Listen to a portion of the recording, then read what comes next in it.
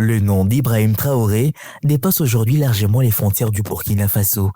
De Dakar à Nairobi, de Kinshasa à Johannesburg, en passant par Abidjan, Lagos ou Yaoundé, le jeune président de la transition burkinabé suscite admiration, débat et interrogation. Pour une partie de l'opinion publique africaine, il incarne une nouvelle génération de dirigeants qui revendiquent une plus grande souveraineté politique, économique et sécuritaire pour le continent. À seulement une trentaine d'années, Ibrahim Traoré séduit particulièrement une jeunesse africaine majoritaire sur le continent. Son discours souverainiste, son style direct et sa volonté affichée de défendre les intérêts de son pays ont un coup auprès de nombreux jeunes qui aspirent à un renouvellement du leadership africain. Pour beaucoup, il symbolise une rupture avec certaines pratiques politiques héritées du passé et l'émergence d'une génération décidée à reprendre en main le destin de l'Afrique.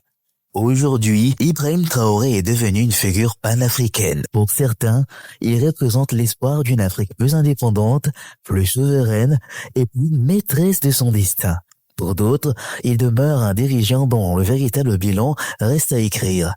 Son avenir politique dépendra moins de sa popularité que de sa capacité à transformer les attentes immenses des Burkinabés en progrès concret. Au fond, le regard africain sur Ibrahim Traoré oscille entre enthousiasme et vigilance. L'enthousiasme d'une jeunesse qui voit en lui un symbole de renouveau et la vigilance de ceux qui rappellent qu'en politique, ce sont les actes qui finissent toujours par l'emporter sur les discours.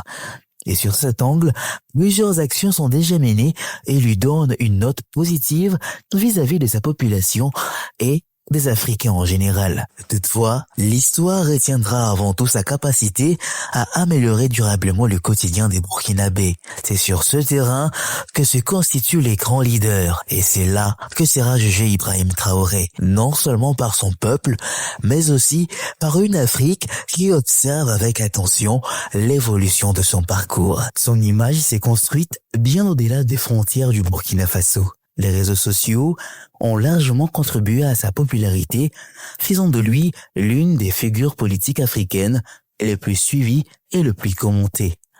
Son plaidoyer en faveur de la souveraineté, de la valorisation des ressources naturelles et d'une coopération internationale fondée sur le respect mutuel nourrit un débat de plus en plus présent à travers le continent. D'aucuns observent avec attention son leadership dans le domaine de la sécurité, la croissance économique, la création d'emplois, l'amélioration des conditions de vie et le renforcement des institutions restent les principaux défis auxquels le Burkina Faso demeure confronté. La question sécuritaire constitue d'ailleurs le principal test de son action. Depuis plusieurs années, le Burkina Faso fait face à une crise provoquée par les groupes armés avec des conséquences humanitaires importantes. Pour beaucoup d'observateurs africains, la réussite d'Ibrahim Traoré dépendra de sa capacité à restaurer la sécurité, protéger les populations et créer les conditions d'une stabilité durable. Au-delà du Burkina Faso, son parcours alimente une réflexion plus large sur l'avenir du leadership africain.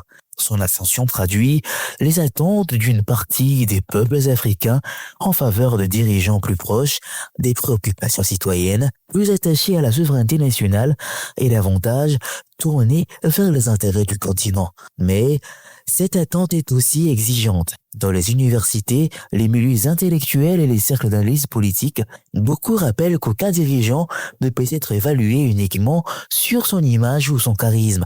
Le charisme peut susciter l'adhésion, mais seuls les résultats permettent de bâtir un héritage politique durable. 24 News Agency, formé pour informer.